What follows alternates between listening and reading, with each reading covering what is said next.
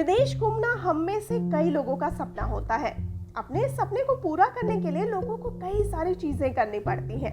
इन सभी चीजों में सबसे ज्यादा जरूरी पासपोर्ट है, जिसके बिना दूसरे देश जाना लगभग नामुमकिन होता है। यह विदेशों में हमारी पहचान होता है। पासपोर्ट के बिना दूसरे देश में हमारी कोई पहचान नहीं है। यही वजह है कि इन दिनों लगभग हर व्यक्ति के पास पासपोर्ट है। लेकिन क्या आप जानते हैं कि आखिर इस पासपोर्ट की शुरुआत कब और कैसे हुई? लेकिन सबसे पहले तो ये जानना बनता है कि पासपोर्ट का मतलब आखिर क्या है।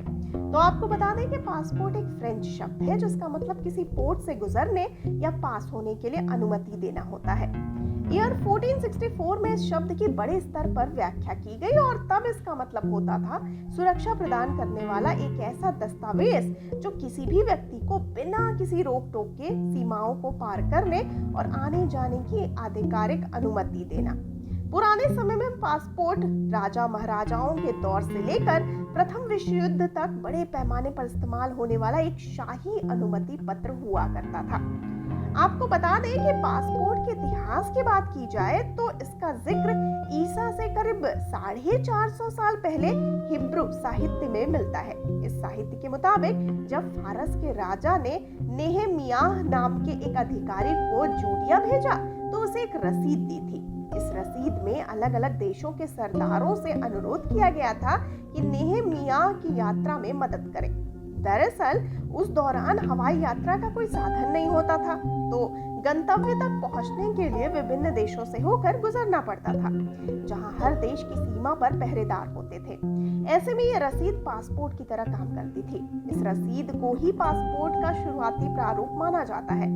इसके अलावा मध्य युग में इस्लामी खिलाफत में सिर्फ उन्हीं लोगों को देश के अलग अलग हिस्से में यात्रा करने की अनुमति थी जिनके पास जका और जिजवा की रसीद होती थी। ये भी एक तरह का पासपोर्ट ही हुआ करता था। आइए अब जानते हैं कैसे हुई आधुनिक पासपोर्ट की शुरुआत। तो आपको बता दें कि वर्तमान में दूसरे देश जाने के लिए इस्तेमाल होने वाला पासपोर्ट उस रसीद से काफी अलग है। सही मायने में पासपोर्ट की शुरुआत करने का श्रेय इंग्लैंड के राजा हेनरी 5 को दिया जाता है। सबसे पहले उन्होंने ही ऐसे आइडेंटिटी कार्ड की शुरुआत की थी, जिसे मौजूदा समय में पासपोर्ट के नाम से हम जानते हैं। पासपोर्ट के जैसे एक दस्तावेज का जिक्र 1414 के संसदीय अधिनियम में भी मिलता है।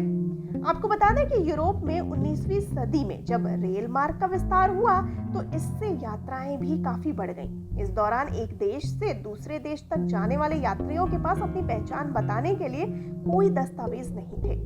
साथ ही पासपोर्ट को भी आधिकारिक रूप से यात्रियों की पहचान माना गया और इस तरह यह दूसरे देश में सफर करने वाले लोगों की पहचान बताने वाला दस्तावेज बन गया।